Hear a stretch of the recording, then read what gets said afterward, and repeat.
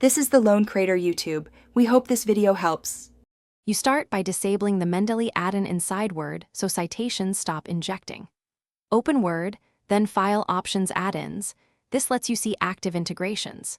Next, choose COM add-ins from the Manage dropdown and click Go. You do this because Mendeley registers as a COM component inside Word. Once there, uncheck Mendeley Desktop or Site-O-Matic and click OK. This temporarily removes the integration without deleting files, making it safe to test. Now remove Mendeley from Word startup templates so it won't reload.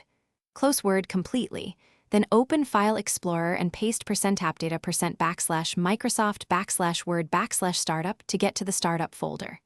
Delete any Mendeley .m or .templates there because Word auto-loads templates from that folder.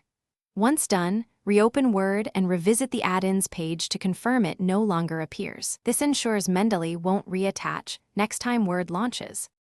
Finally, uninstall Mendeley fully if you want it gone from your system. Open Control Panel or Settings apps, locate Mendeley Desktop and run uninstall. This removes the program files that can re-register the add-in. After uninstalling, reboot the computer to clear locked files. If Word still shows citation controls, open COM add-ins again and remove any leftover entries manually. One key troubleshooting tip: repair Office if Word blocks add-in removal, because corrupted Office registrations can prevent clean uninstalls. Thanks for watching. Consider subscribing if we helped you.